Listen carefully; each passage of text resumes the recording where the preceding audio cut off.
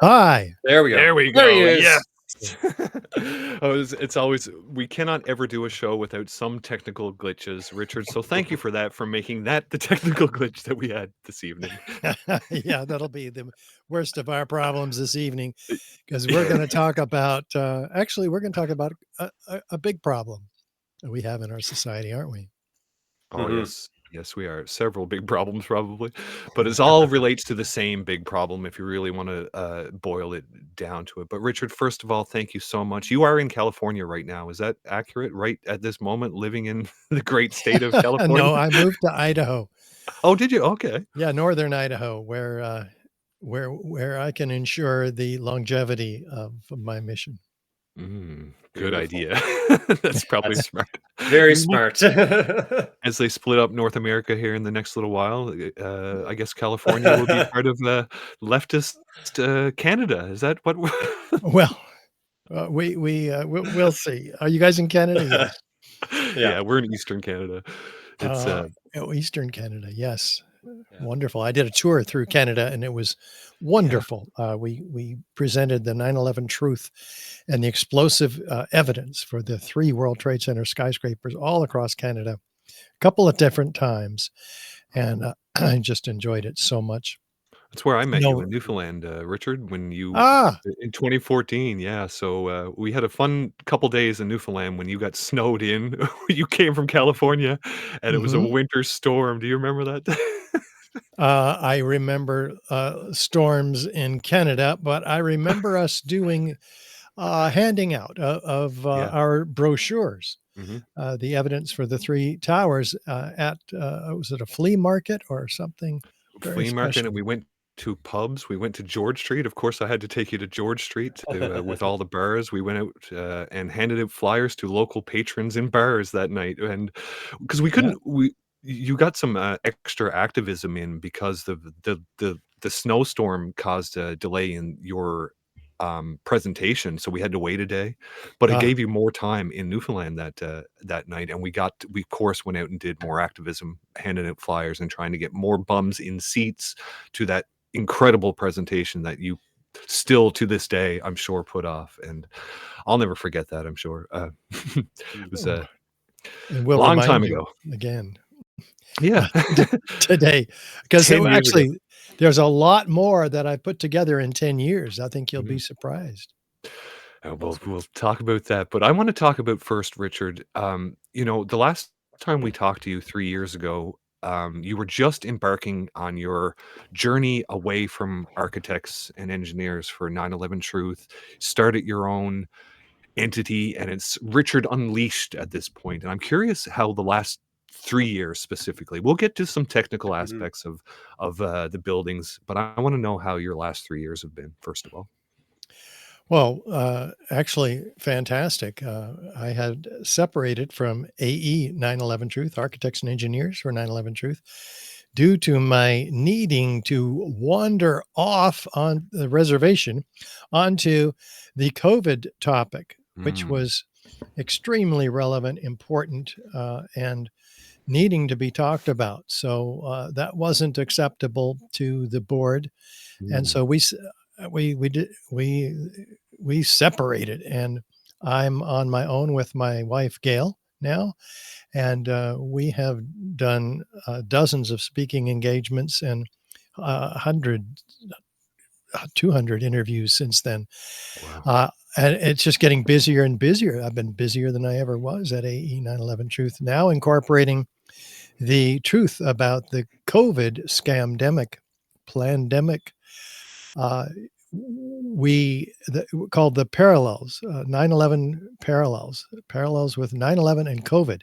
Mhm. And then Gaza came along, and I got to do another set of parallels between 9/11 and Gaza on Yep. 10/7/23.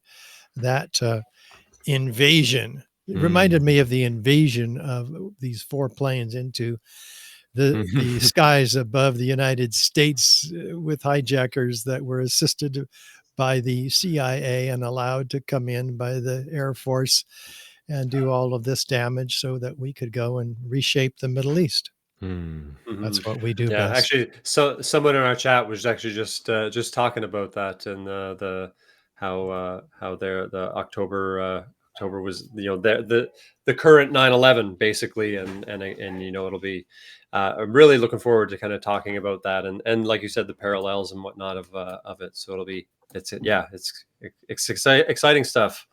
Mhm. Yeah, embarking on your own away from AE911 Truth, it does free you to speak on many aspects, and I did have a question about that a little Yeah, later on that we can probably skip at this point. But backing it up even further to how you got into this, Richard, it is Building 7 that really sparked your interest in all of the. You were unaware, not unaware, but you weren't doing your mind wasn't open to the realities of 9/11 for probably 5 years, I guess, or whatever it was, Well, until you correct. I saw d Building didn't hear 7, right? I didn't even hear, not even a single whisper of an alternative theory as to how the Twin Towers came down or that there was a 3rd tower Mhm, on that day that collapsed. I mean, we're talking about a 47-story skyscraper that also collapsed that most architects and engineers know nothing about. mhm, yeah, In fact, the 3rd worst structural failure in modern history after the Twin Towers. So, most architects we didn't get one bulletin, not one, in the American Institute of Architects, of which I'm one of 90,000 members. It just it should have been the most studied structural failure ever. sure should have. Yeah, so what is it about that building and its collapse, Richard, that really engages your mind and makes you say this is obvious to you, your explanation? Is there key elements of it, how it fell, Oh, or oh, you bet, and if you'd like, I can share my screen so that your viewers can see it coming down. I've already shared it. If you Yes. wanna put it up, I'll, Oh, yeah. there we go. Yeah, it takes a lot of courage to look back at the not just the evidence, not just people Mhm, dying in the Twin Towers, not just the mystery of Building 7, but the implications of the mhm, controlled demolition. So I'm asking those of you who are not familiar with this evidence to keep an open mind and to look carefully at it because at by the end you're going to want to share this information with others. And so mhm.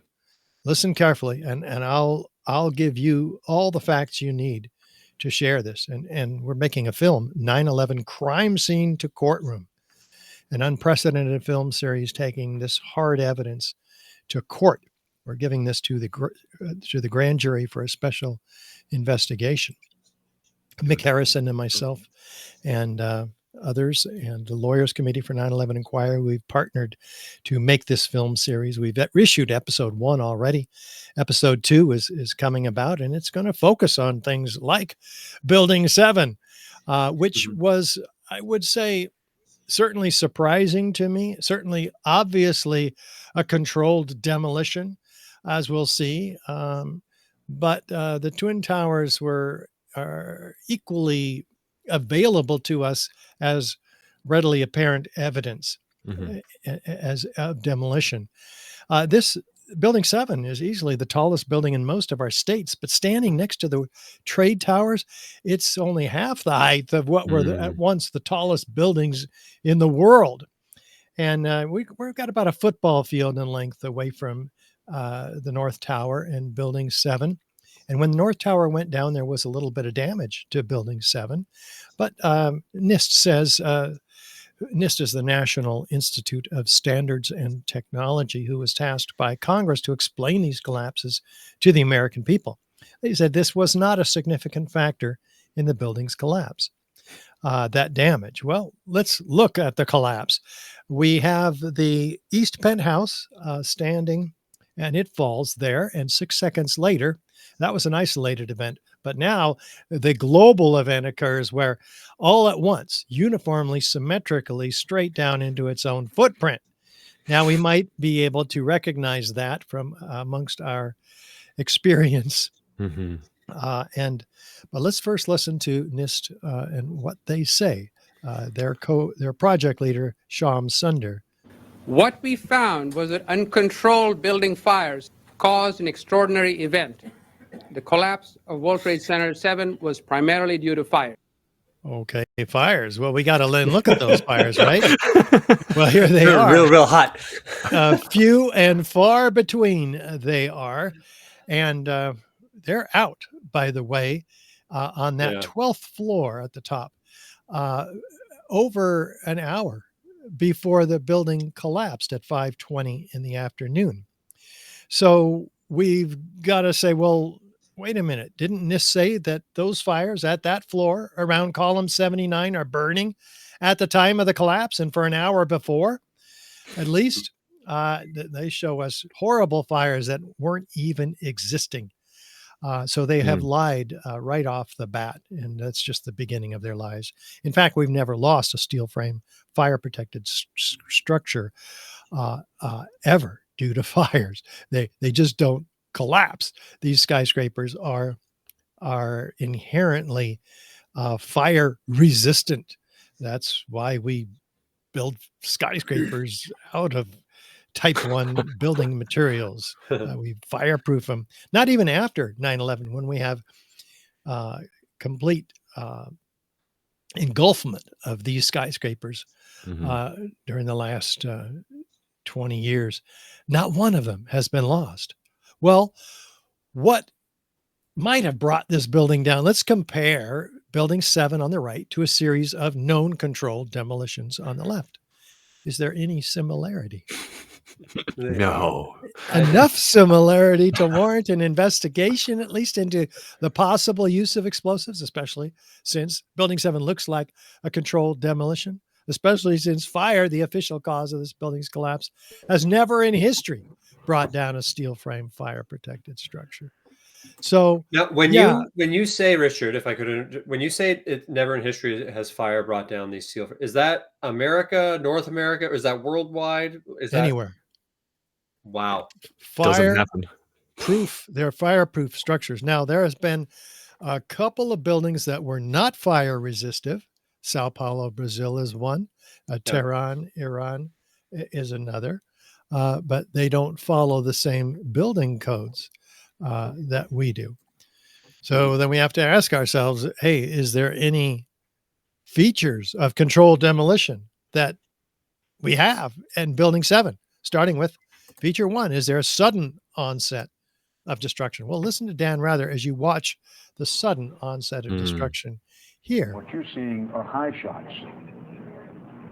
Now, here we're going to show you a videotape of the collapse itself. Describe that. Now we go to videotape the collapse of this building.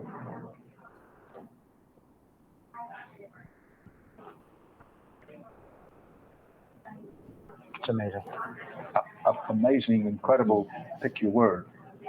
For the third time today, it's reminiscent of those pictures we've all seen too much on television before, when a building was deliberately destroyed by well-placed dynamite to knock it down. Wait, what? Deliberately destroyed by well-placed dynamite to knock it down? Well, here's Dan Rather using his intuition, right? We've all actually have a frame of reference for these destructions, like here in America, the old hotels in Las Vegas. Well, is there, but Dan has never repeated these words since 9/11. He's never, in fact, we've never seen this building coming down, with maybe 2 exceptions on national television here in America. Do we have a feature number 2, a straight down symmetrical collapse? Well, let's look from West Street. Yeah, pretty straight down, pretty symmetrical. In fact, it doesn't get any more symmetrical than that. So how do you do that? You have to take all of the core columns out at once within a fraction of a second of each other. Any deviation of that pattern, the building will begin to tip over. And then a second later, you have to take out the perimeter columns. And then you have to repeat that on every floor. Do these fires have that level of precision? Okay, you begin to see it, right? I mean, a 7th grader can see it. If you don't get that level of precision, you get something like this. Yeah. Or maybe this, where the explosions don't go off and somebody has to go back into that building and fix that dud, right? So we have problems. Buildings that are damaged on one side, like Building 7 was, according to NIST, with column 79's failure, it'll fall toward the damaged side. This is also quite intuitive. This can happen, and it does, and it's bad. So Building 7 should have tipped over if what NIST was saying was true. Not only did it not tip over, it came down at free fall acceleration, feature number 4. And David Chandler, physics teacher, shows us, yeah, it's free fall. Well, how fast is that? That's as fast as a bowling ball falling out of the sky. That's gaining every second additional velocity, the definition of acceleration. Well, how does a bowling ball fall that fast? There's no resistance. But this building had 40,000 tons of structural steel resistance in it. My goodness. This structure is amazing.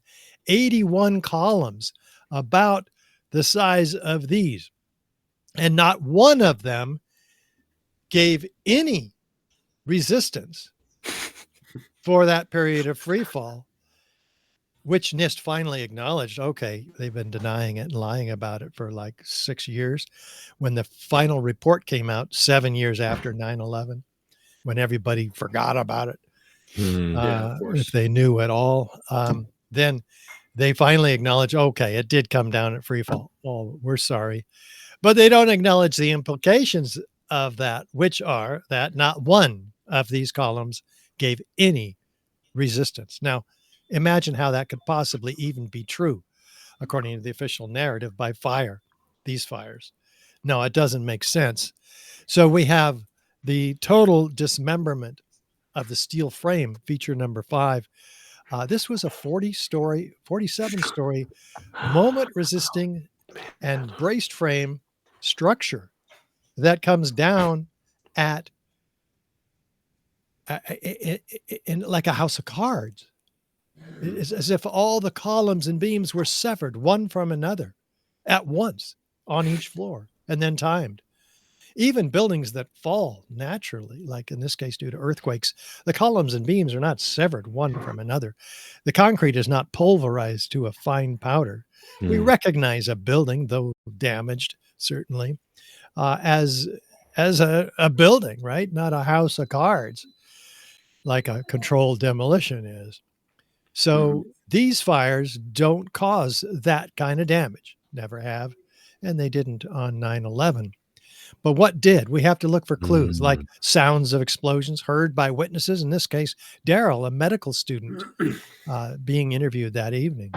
We were watching the building actually because it was on fire. The bottom floors of the building were on fire, and we heard this sound that sounded like a clap of thunder. Turned around, we were shocked to see that the building was. It looked like there was a shock wave ripping through the building, and the windows all busted out, and it was horrifying. And then about a second later, the bottom floor caves out, and the building followed after that, and we saw the building crash down all the way to the ground. We were in shock, and then the worst part. Well, sure enough, and none of these witnesses you're going to hear have been acknowledged by NIST. It's as if they just swept them under the rug, and there are a lot of them. Here's one, Kevin McPadden, former Air Force medic, who was on hand to experience what happened when this building went down. You heard explosions, like boom. It's like a distinct sound. It's not like when in compression, like boom, boom, boom, boom, boom, like floors that were dropping and collapsing. This was boom, and like you felt a rumble in the ground, like almost like you wanted to grab onto something. That, to me, I knew that was an explosion. There was no doubt in my mind. Okay, well, that's helpful. And how about Bill Rosati? I was standing like 2 blocks away, and all I've... Oops, sorry. I was standing like 2 blocks away, and all I've... Oh, there we go again. Come on, Bill. I was standing like 2 blocks away, and all of a sudden I just seen a big flash, and then I seen the building coming down, and I just seen people just running everywhere, chaotic like. Okay, so a huge flash of light he saw. How about fire department in New York, Richard Patterson, captain? 1-7 let go as well, and was a series of concussive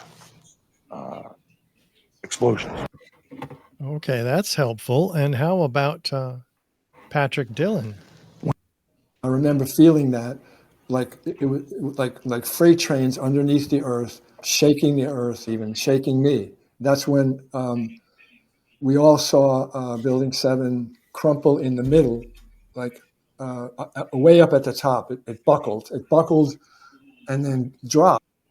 And Richard Rotans, who was the deputy director of the emergency management department of New York, which was housed inside Building 7 on the 23rd floor.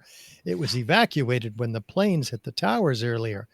He goes into Building 7 after it was evacuated, and this is his experience. Then he had to go into that building to assess it.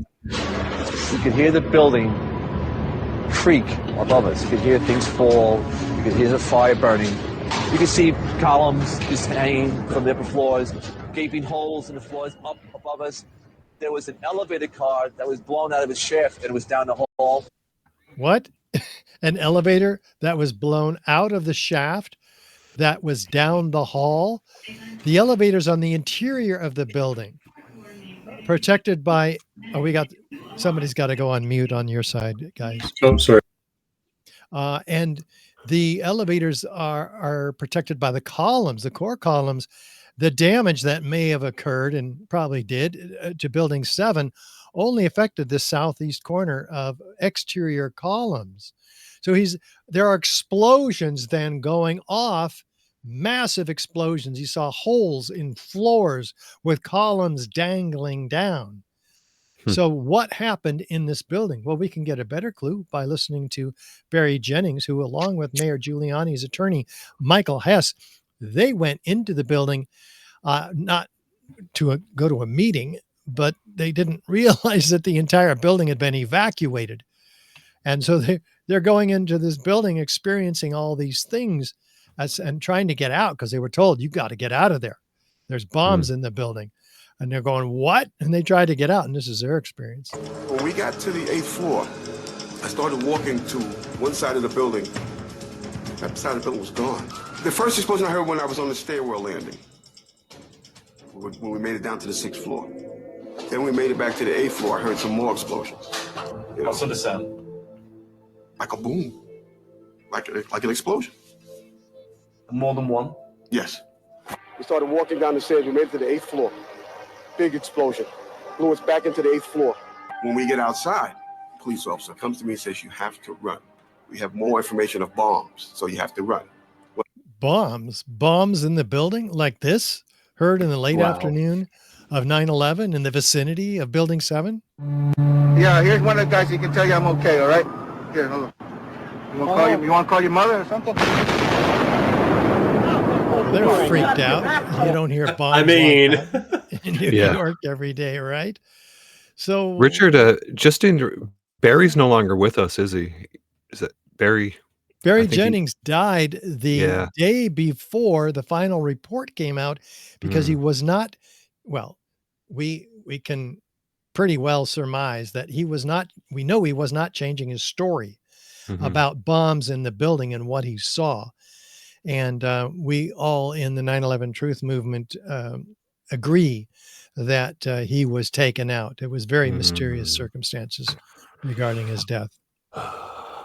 Yeah. Sorry to interrupt and bring that wonderful note to light, but here we are.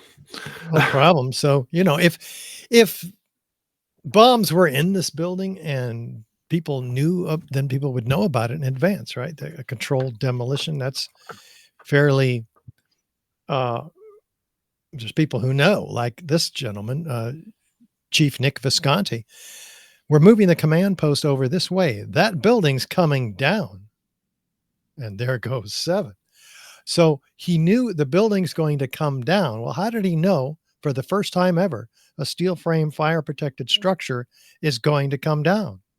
Well, listen to Chief Pete Hayden. Well, we had our special operations people set up surveying instruments to monitor and see if there was any movement of the building.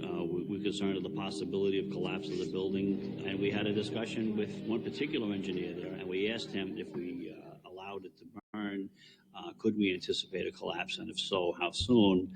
And it turned out that he was pretty much right on the money, that he said in its current state, you have about 5 hours. Wait a minute. In its current state, you have about 5 hours.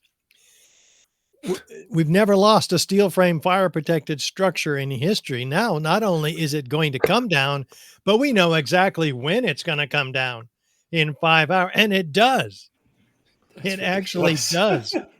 They won't give us the name of this engineer, which of course this prediction could only have been made with foreknowledge that it was planned to come down in 5 hours. So he remains anonymous. Well, what about these mysterious construction workers walking away from Building 7, hearing an explosion over their shoulder, looking back at the building, and then looking straight into the CNN camera saying this? You hear that? Keep your eye on that building. It'll be coming down. The building is about to blow up. Moving back here. All right, guys? Sorry. We are looking back. There's a building about to blow up.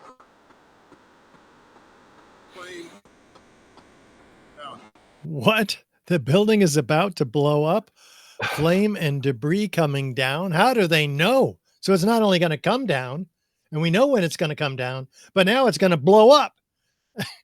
that brings it down.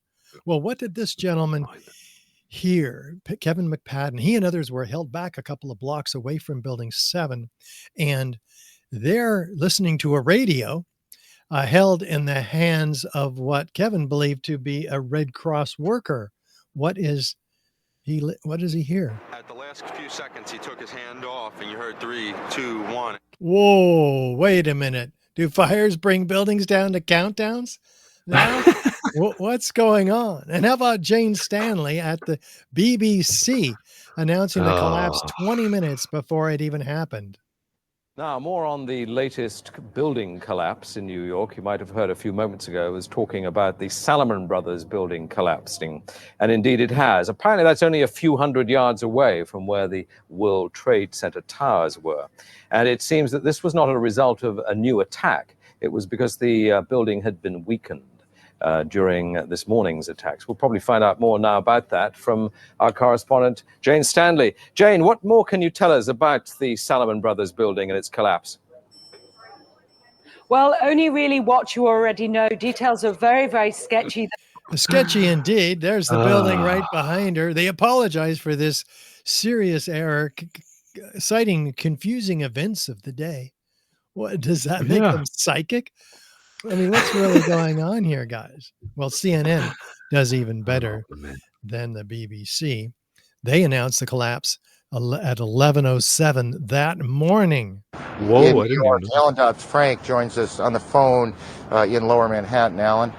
Aaron, just 2 or 3 minutes ago, there was yet another collapse or explosion. I'm now out of sight. A Good Samaritan has taken me in on Duane Street. But at 11:15, there was another collapse or explosion following the 10:30 collapse of the second tower. And a firefighter who rushed by us estimated that 50 stories went down. The street filled with smoke. It was like a forest fire.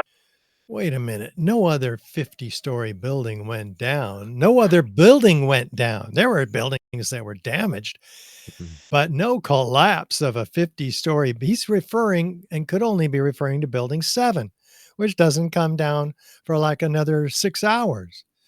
So what's really going on here? Had it come down at that time, we wouldn't even have any video of it, because the massive dust cloud released 15 minutes earlier when the Twin Towers went down would have obscured it completely. And maybe that was the plan. Maybe that was what's supposed to happen, and it was a dud. And maybe those mysterious construction workers hearing an explosion over their shoulder and telling us it's going to blow up. Maybe they were fixing the problem. Mhm. That's certainly a possibility. Oh, And either imagine way, uh-huh. where we'd be now without that smoking gun, Oh, 'cause WT7 is such a smoking gun that, wow, we would be in a different position right now. and even more so when you listen Ugh. to the words of its developer, Larry Silverstein, who a year later had this to say when he was being interviewed on PBS. I remember getting a call from the fire department commander telling me that they were not sure they were going to be able to contain the fire. And I said, we've had such terrible loss of life. Maybe the smartest thing to do is pull it. And they made that decision to pull, and then we watched the building collapse. Whoa, wait a minute. They made the decision to pull. Well, they is the fire department he's talking about here. They don't pull buildings. Pull it is a term used in the controlled demolition industry. And they put out fires. They don't pull buildings. And guess what? They weren't even allowed to fight the fire. We're told by FEMA and NIST that there were no firefighting efforts made whatsoever. So they weren't even available, as Larry Silverstein later clarified. I meant pull them out of the building. Well, you don't say pull it if you're referring to firefighters, especially on that day. So what's really going on here? Okay, so we've got some fascinating information. Let's listen to one of the top experts in the field and see if we can learn something else about controlled demolition. Oops. Danny Jowenko is the expert on this in Europe. What did he say? Dit is controlled demolition. Zeker weten. Zeker weten. Er is nagesprongen. Dit is in opdracht gebeurd. Dit heeft een team gedaan van experts. A team of experts did this. Wow. That's pretty darn interesting. He later said that the experts in America wouldn't be in a position to tell the truth because their funding comes primarily from the federal government. They're not going to stick their necks out and speak the truth. But there are three or four. He was even shocked because later on in that clip, I believe they mentioned that happened on the same day, and he was shocked that he was like, "Whoa, they must have worked quickly," type thing. Yeah, that was you know what I mean. He was so because they didn't tell him when it happened or what it was. They just opened the laptop, showed this building going down, and he goes, "Yeah, of course. What else could it be? It's a controlled demolition." a good job too. Yeah. And so then they tell him, "Oh, it happened on 9/11." He goes, "No way. Shake it, Veda. Absolutely." So, then he says, "Oh, well, they must have worked very fast." Yeah. Obviously, you don't go into a burning building to set demolition charges, right? Especially fast. Especially, yeah. So this must have happened in the months preceding 9/11, the setting up of it. This is exactly what we have. 36 structural engineers signed on to the petition demanding a new investigation. Like Kamal Obeid in the San Francisco Bay Area, a localized failure in a steel frame building like World Trade Center 7 cannot cause a catastrophic collapse like a house of cards without a simultaneous and patterned loss of several of its columns at key locations within the building. Does that sound like something fire can do? No. And this caught the attention of the University of Alaska and Professor Leroy Hulsey, who, with his team of PhDs, put together this 2 competing software programs to try to arrive at similar or same results. And they did. They modeled the fires and the structural response to the fires. And what they found was that after taking out columns 79, 80, and 81, that the building would tip over, not like NIST shows in their computer model, which we'll look at here in a second, but that the building would fall over. So they said, well, how do we get the building to not fall over? Well, by God, on the left, they finally had to take out every column within a fraction of a second of each other. on the left, and the building behaves exactly like the video in the center. It comes straight down uniformly, symmetrically into its own footprint. So they've basically engineered a controlled demolition. Well, NIST tried to do the same, but they couldn't. They failed.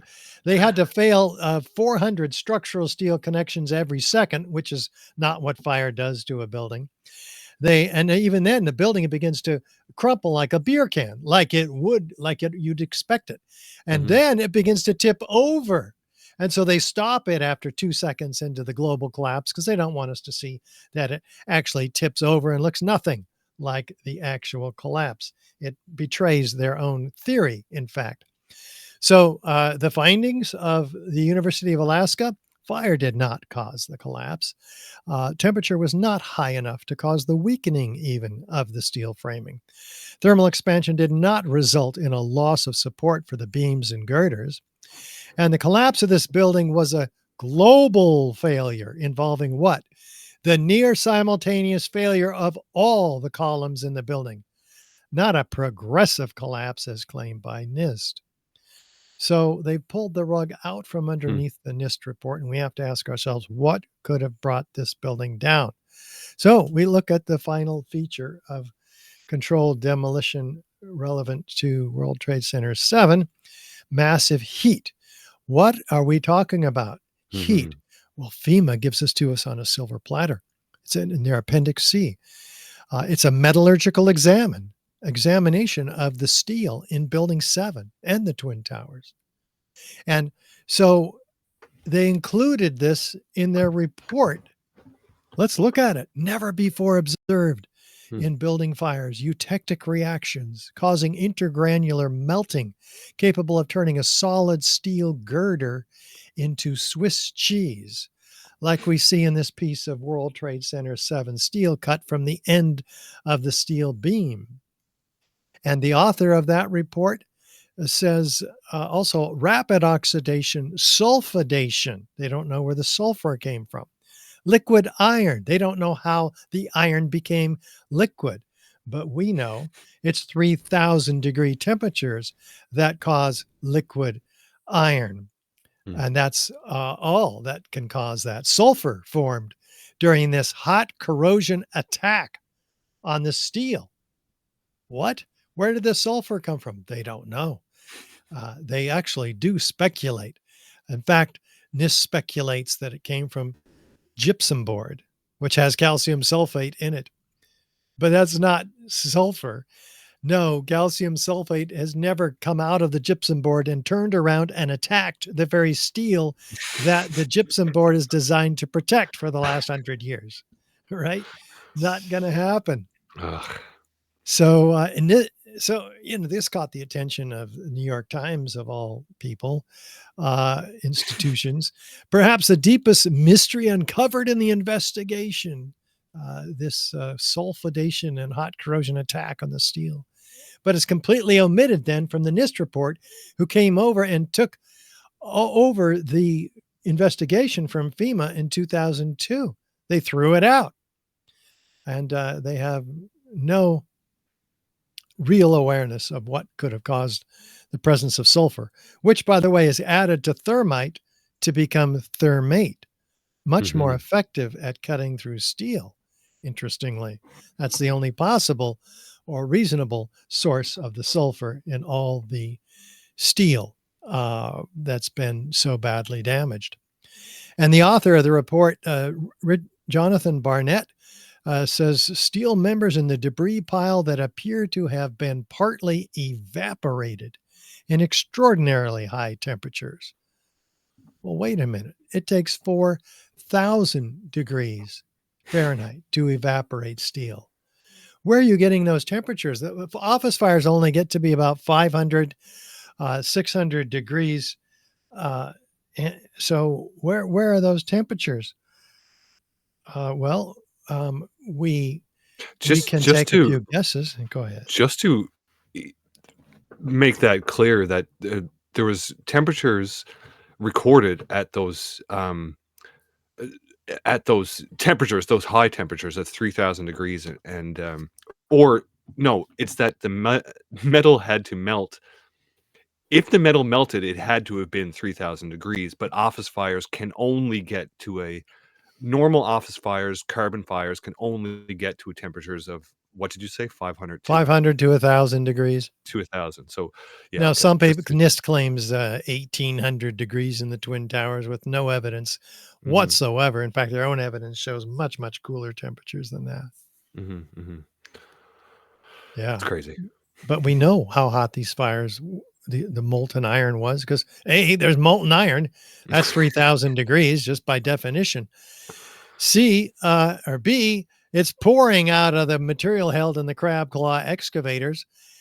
C, we know by the color or the emissivity of these molten metals what its temperature is likely to be. And it's exceeding 2,500 degrees Fahrenheit here. There's abundant evidence for these kind of temperatures. And so far, we're just scratching the surface of it. And ME Petroleum makes jet fuel and say, hey, this is basically kerosene. It doesn't burn hotter than 600 degrees Fahrenheit in open air. Okay, well, where are we getting these temperatures? Maybe it's from thermite. Well, what is thermite anyway? An incendiary used by the military, thermite is a compound of iron oxide and aluminum, which when ignited sustains an extreme heat reaction, creating molten iron. In just 2 seconds, thermite can reach temperatures over 4,500 degrees Fahrenheit, quite enough to liquefy steel.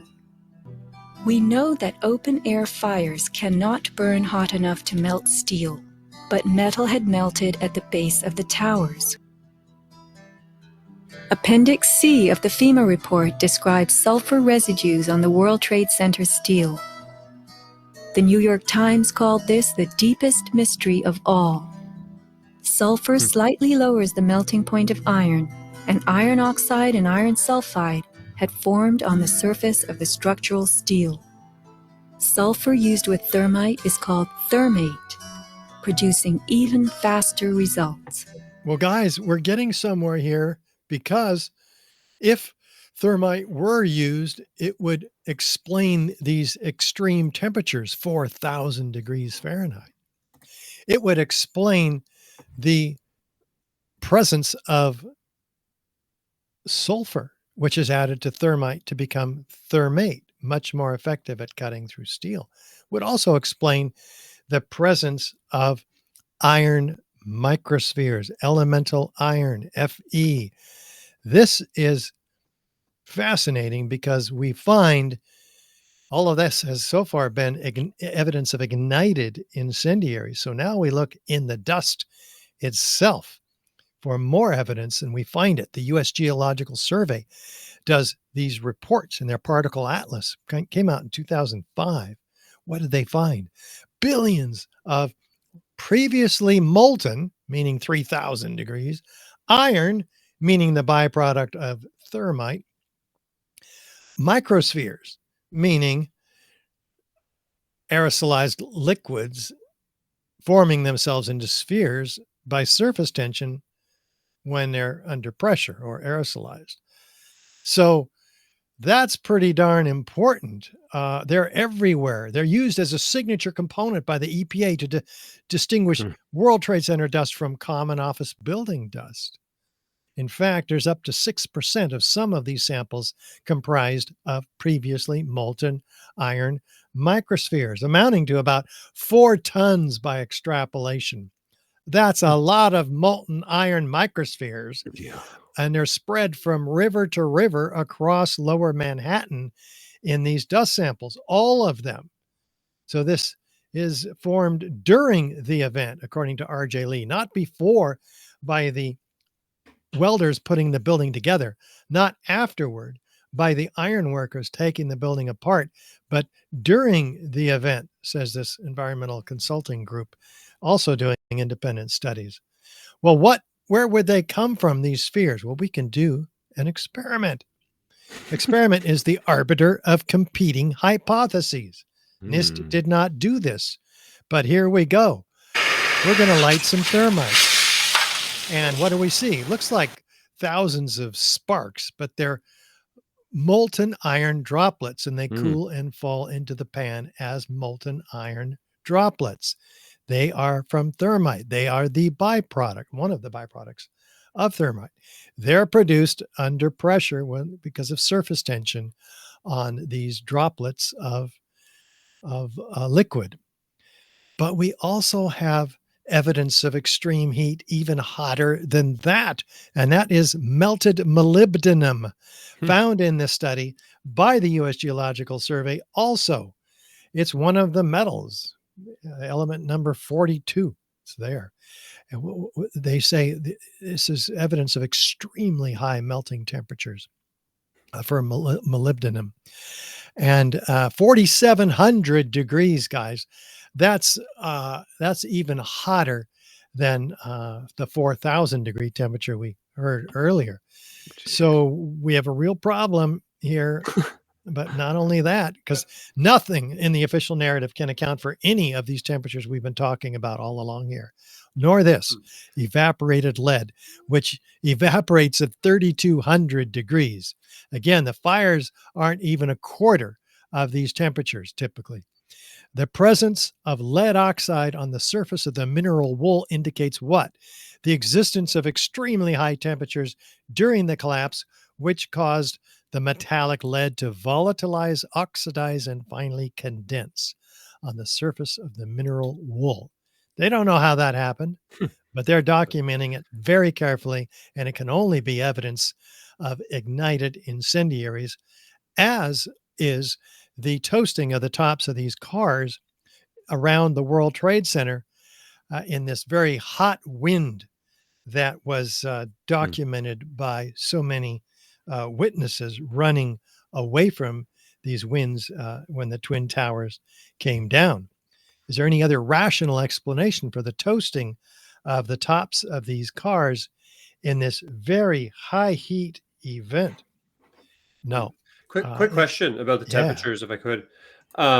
Are the temperatures like the 3,200 and 4,700, are those temperatures that you would typically see in the explosion from a controlled demolition, or was there's a controlled demolition and we've added thermate, sulfur to increase the temperature sort of thing?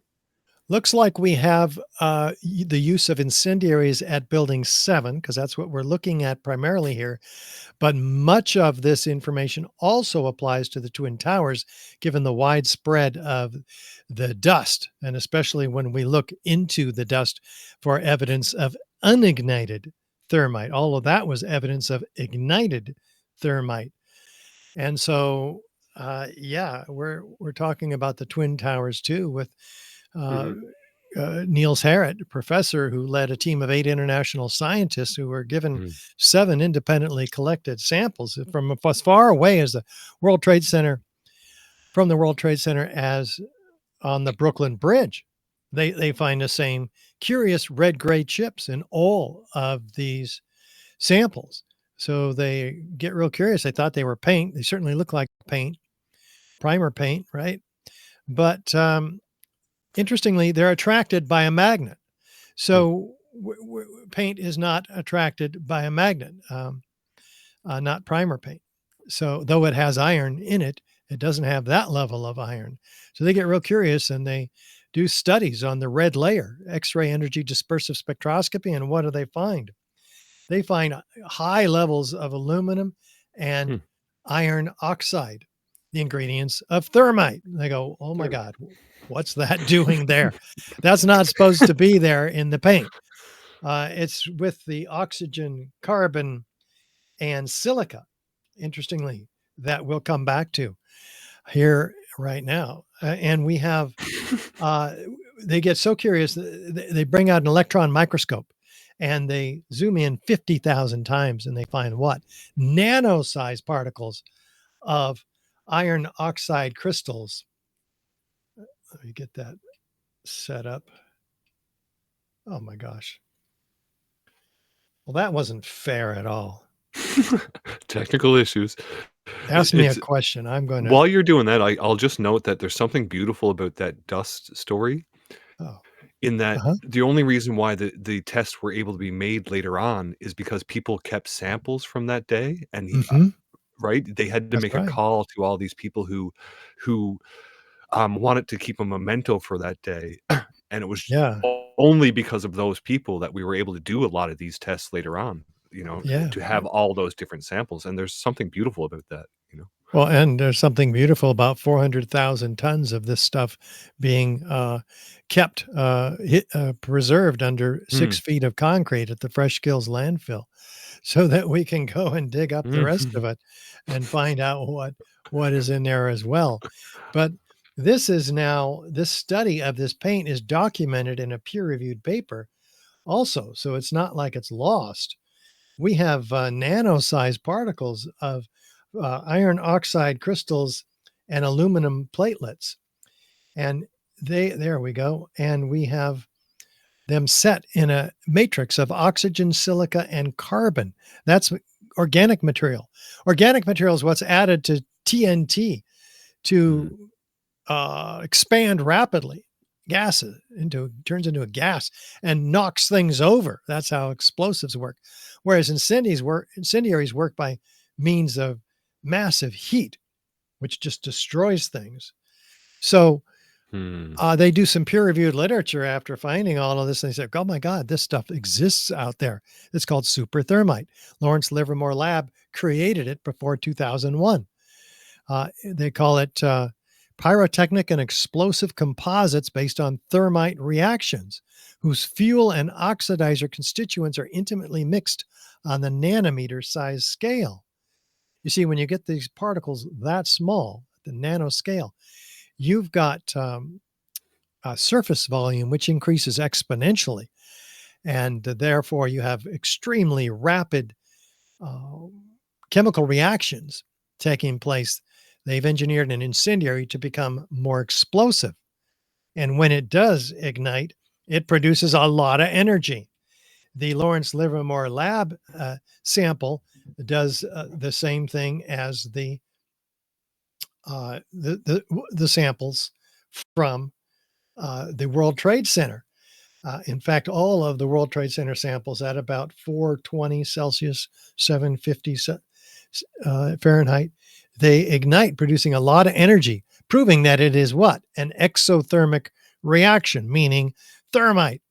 And so we have something that's produced when that reaction happens in these chips, molten iron microspheres with the same chemical signature as the molten iron microspheres produced from all produced and found in all the World Trade Center dust by the U.S. Geological Survey. So we know exactly where those molten iron microspheres came from. Again, we have experiment being the arbiter of competing hypotheses. They came from these red-gray chips, as if we didn't Mhm. know. They're found attached to partially ignited red-gray chips, as you see here and here. This stuff is not made in a cave in Afghanistan. It's extremely sophisticated, made only in the most advanced defense contracting laboratories.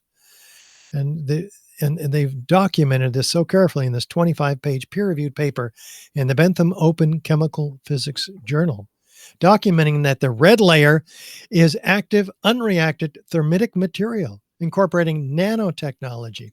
It's a highly energetic pyrotechnic or explosive material. So altogether, we know how the building came down. It's very clear. All three buildings, in fact. We have the evidence of 10 characteristic features and some very uncharacteristic features of controlled demolition. Fire doesn't create any one of these, let alone all 10 of them, with additional circumstantial evidence and corroborative testimony. This has become proof for thousands of architects and engineers demanding a new investigation. 3,600 altogether at this point signed on to the petition. And many of them will appear in our documentary series, 9/11 Crime Scene to Courtroom. And you can you guys, all of you, co-produce the film. Make sure that the second episode gets out. We've already produced the first episode, and here's a trailer for it that you can watch. No matter how improbable the conclusion may appear, when you've eliminated the impossible, whatever remains, however improbable, must be the truth. We're bringing alive in the film the 60 exhibits of the 9/11 WTC evidence contained in the Lawyers Committee grand jury petition that have already been submitted to the U.S. Attorney in Manhattan to present to a special criminal jury. This historic investigation is ongoing, and there's a role for you in it. Yes, you can help us bring the real perpetrators to justice. Through this film series, we're bringing together 24 experts in their fields. They ignored any scenario involving incendiaries. Demolition work, you're going to set charges on each floor. The building could not have been brought down by office fires. In other words, all of the interior columns over 8 stories came down, were basically lost at once. I could make out what looked like from a science fiction movie, molten lava, okay? And he paused and said, that'll be coming down around 5 o'clock. We'll be filming these evidence presentations, not only for our filings with the grand jury, also as presentations to each of you. We're inviting you to serve as virtual grand jury during each episode.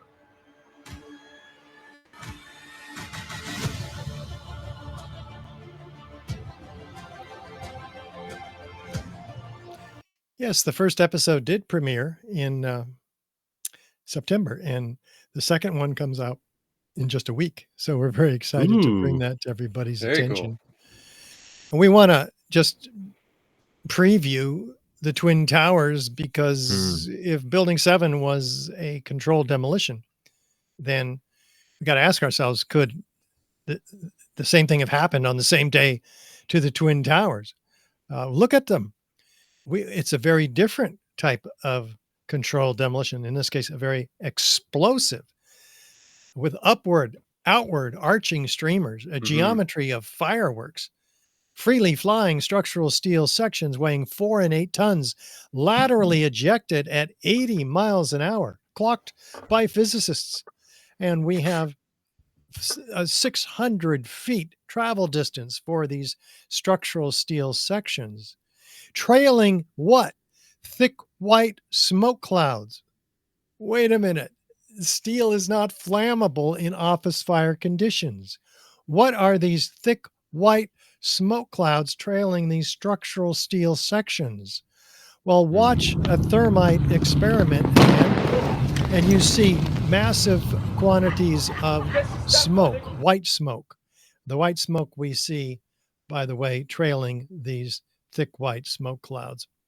So that's what we can look forward to when we get to the Twin Towers. If you want to do that on another day, or we can keep going. It's up to you guys. Well, I actually have a few questions related to this, Richard. And thank you so much for going through the technical aspects of Building 7. It is a massive, massive red pill. It's a smoking gun like we've never had, I think, to the grander picture. And the amount of science behind it, it is the original trust the science, in my opinion, that we later saw in COVID, you know? Yeah, right. But speaking of that, it's actually that aspect of this that I want to talk about.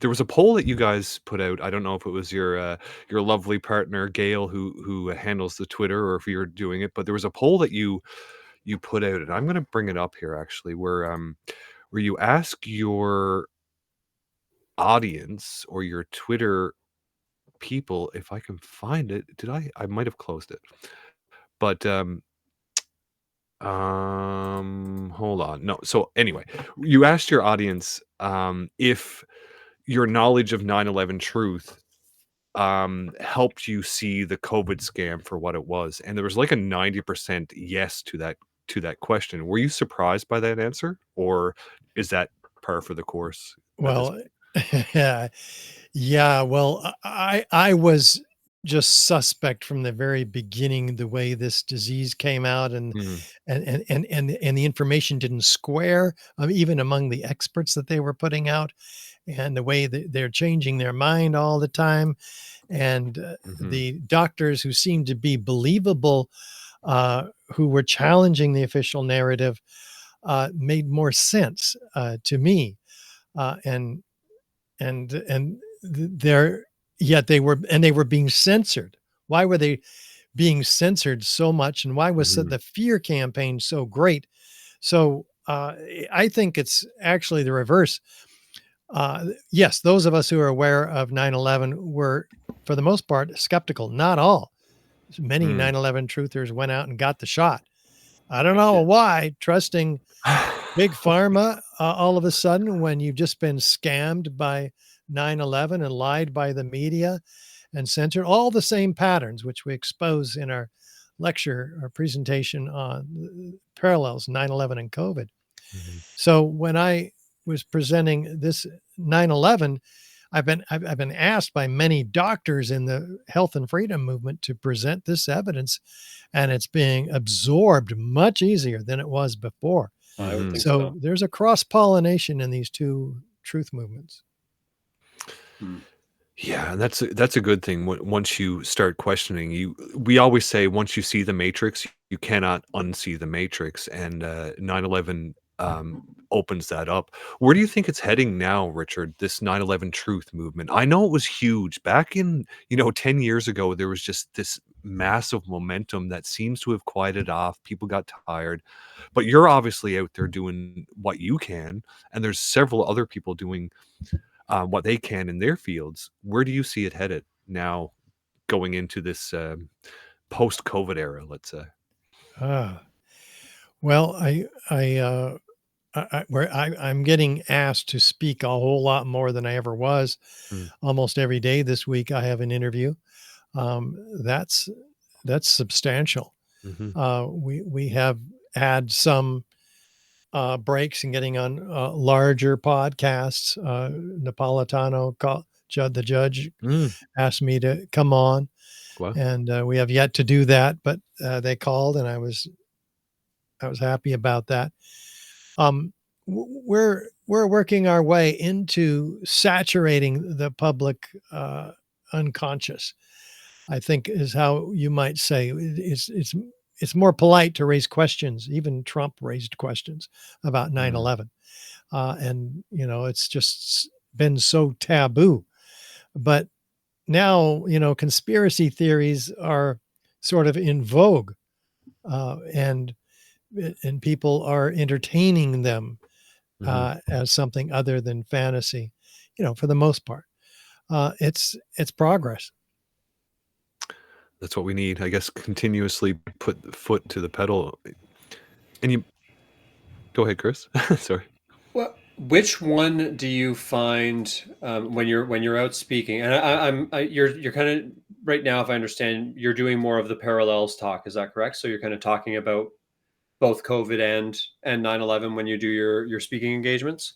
Yeah, but we can't fit it all in. As you saw here, we can only get Building 7 in an hour, much less the Twin Towers, much less COVID and Gaza.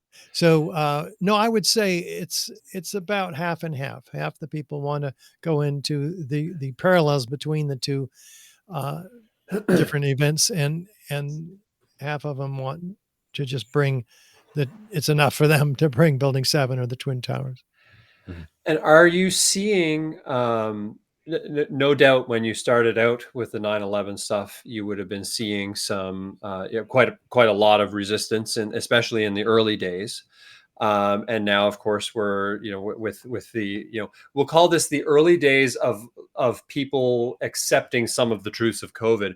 Are people having an easier time right now accepting COVID truth than they were as 9/11 truth was kind of becoming a little more, as you say, en vogue? That's my experience. Almost everybody has major questions about the COVID stuff. Even those who have taken the vaccines, who are quite worried about what's in their body now. Yeah. There's an opening, of an easier opening, I think, of accepting that we've been lied to, that this is a pandemic today. I mean, 3 years ago, starting 3 years ago, then 23 years ago, where I had never even heard, as I mentioned, about any alternative theory as to how these towers came down. And when I did, I wasn't really ready for it myself, as you highlighted. I was in shock. That happens. I got when I tried to prove them wrong, them being David Ray Griffin, right? Who's the grandfather of the 9/11 Truth movement, if you will. Yeah. Who's written 14 books on this subject now. And I said, this is ridiculous. I would know if a 47-story skyscraper came down on 9/11. All of us architects and engineers would know. This is what we study. So when I saw it come down, I go, of course, well, that's a controlled demolition. We've all seen the old hotels in Las Vegas in this country. And no, I just began to fall. My internal defenses, one by one, were falling. It's kind of like Syria, actually, because it happened for me in a couple of days, like Syria did. And we're kind of waking up to seeing what happened in this last week. It was as if reality changed overnight. My reality changed overnight. I was a flag-waving Reagan Republican. I wanted to go into Afghanistan and Iraq and get those bastards who did this to us. And that's where I was coming from. If I was young, I probably would have joined the army. Yeah, these terrorists, there's enough of this. We got to stand up for our country. That's why it was so effective. That's why it was very effective. Very effective. Yeah. Yeah. It's so crazy. We were brainwashed. Yeah. And that is part of it. And then gaslit for years and years and years. The media under the problem, under the incredible environment of trauma. We were all put into a state of trauma where, you know, we're almost infantile rationally. We just want the pain, the shock to go away. Yeah. So we'll accept any explanation that's been offered. And they did pretty quickly offer an explanation and a solution. Yeah. We're going to go to war. A war which will never end in our lifetimes, Cheney said. And that's a red pill in itself. What happened, what they use 9/11 for later, the stripping of civil rights, the endless wars, that's an entry to the reality of 9/11 as well. And that's the thing about 9/11. It's not just the Twin Towers. You can look at every single site from that day, or even before that day, with the stock put options. There's just so much about 9/11. You focus, I assume, on Building 7 and the Twin Towers because that's your expertise. But do you shy away from any of the other topics? Are there other parts of 9/11, like Shanksville or the Pentagon, that you do look at as fishy as well? Oh yeah, they're fishy. The Pentagon's fishy. Shanksville's fishy. So the put options are fishy. The hijackers are fishy. The planes were apparently switched out. There were planes, but what exactly they were is fishy. And I really enjoy listening to other experts on these subjects, but I can't weave all of that into the presentations that I do. Because, as you mentioned, I am a technical building professional. And so why not stick to and rely on that which I have credentials to support.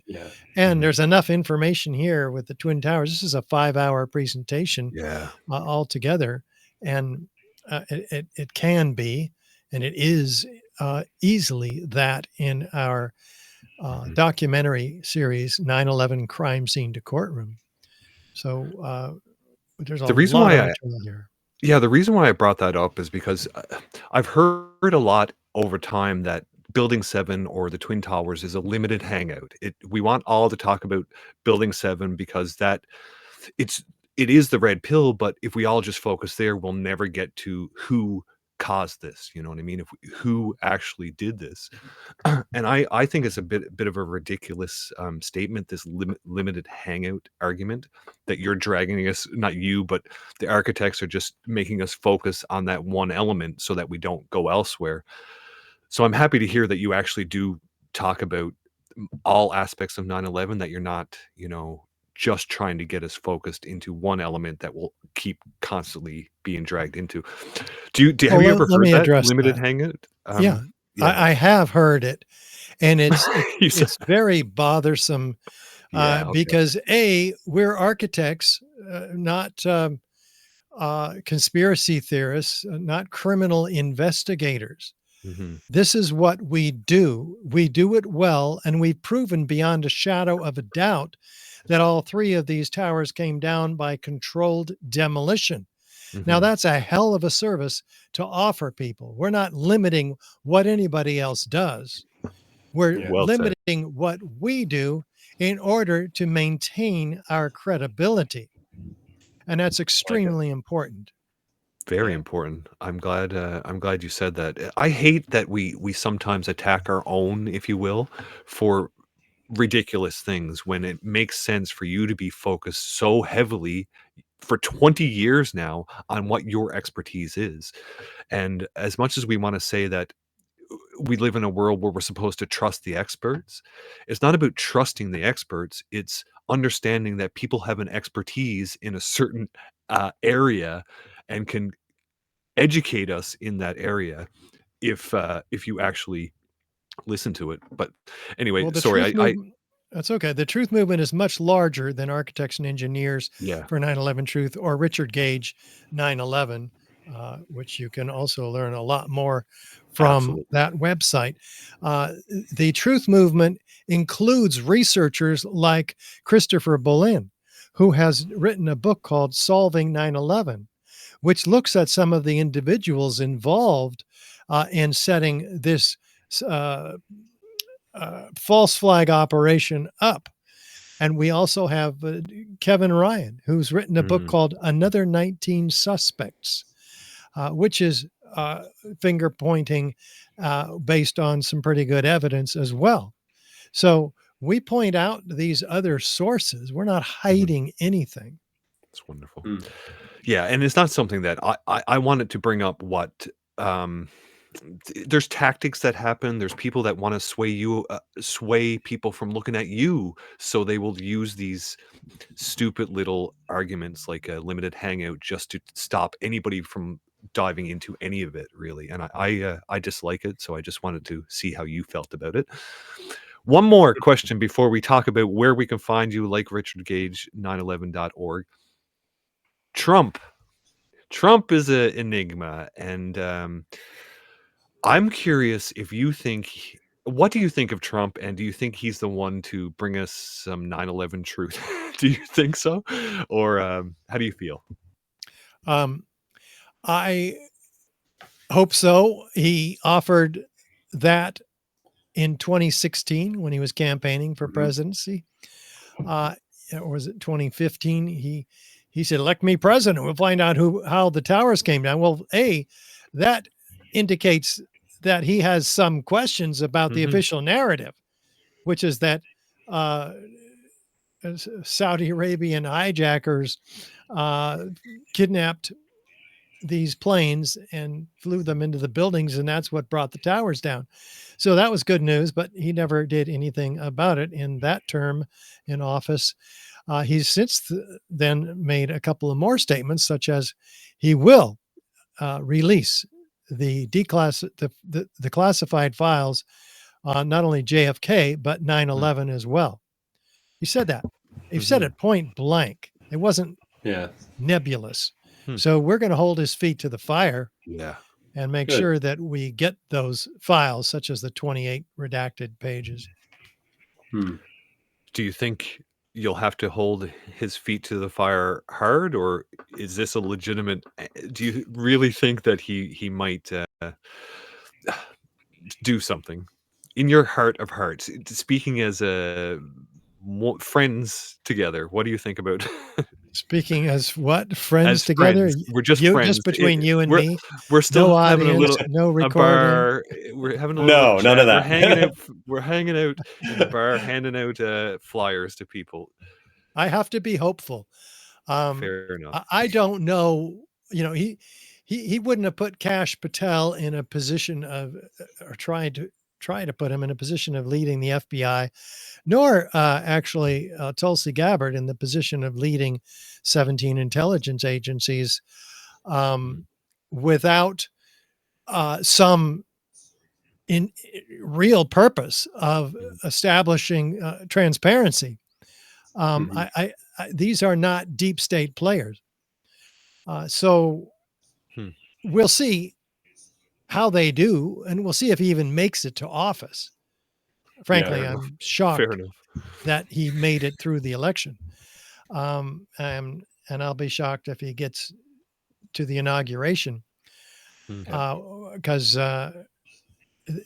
what we've found in the 9/11 Truth movement and the COVID freedom movement is that these intelligence agencies are deep and pervasive. They own, well, they're owned. They're just tools of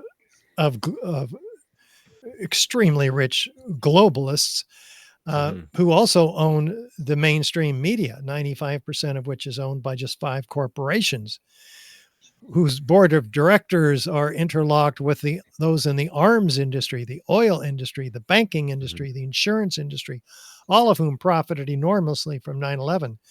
All of our Congress members are with very few exceptions, part of this deep state. And I just don't know if there's enough power that Trump can bring to bear. Most of his appointments are Zionist, which are warmongers, which are going to be more of a problem than a solution.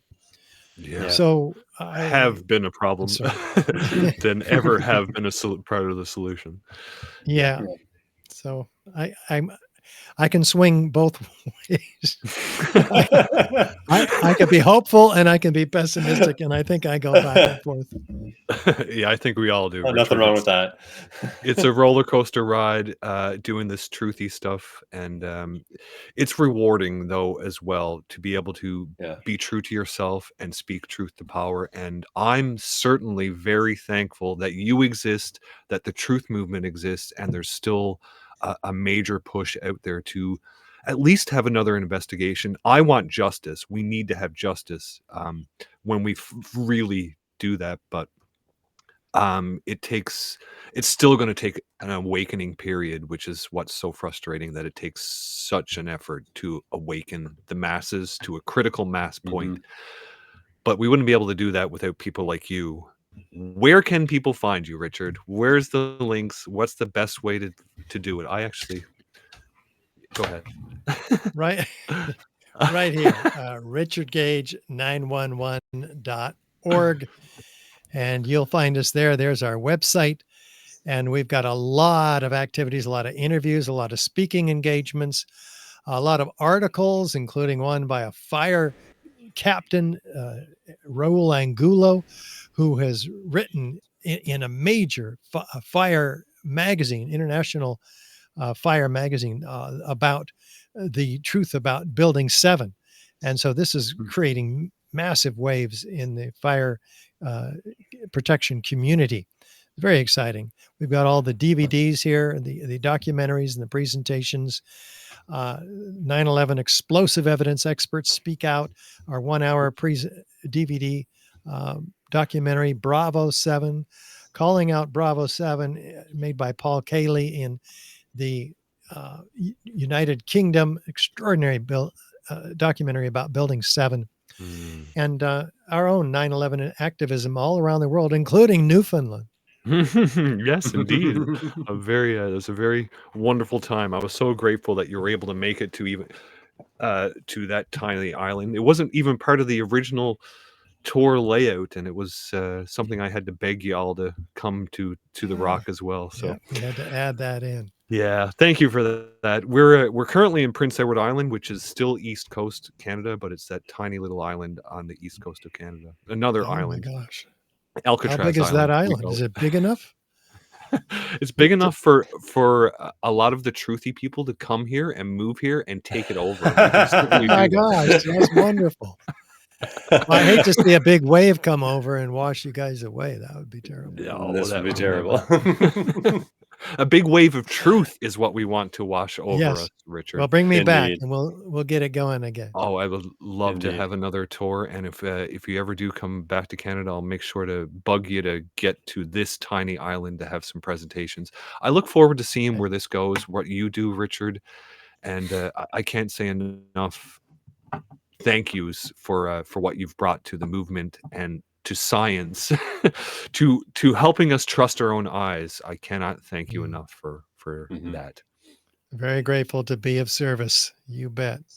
That's what I'm Awesome. doing. I've been called. I'm not giving up until we're done. That's Beauty. that is beautiful, Richard. That's perfect. Thank you. I'll probably reach out again in the future, and maybe we'll do the Twin Towers or Yeah. talk about this. I know over across the pond there's some investigations or some what is it? The High Court has agreed to hold preliminary hearing regarding the investigation. So that's UK news. Things are moving, and Yeah. it is because we have to keep pushing the ball forward, which is why I wanted to have you here tonight. So thank you so much. Thank you guys Right. so much. Thanks a lot, Richard. Thanks.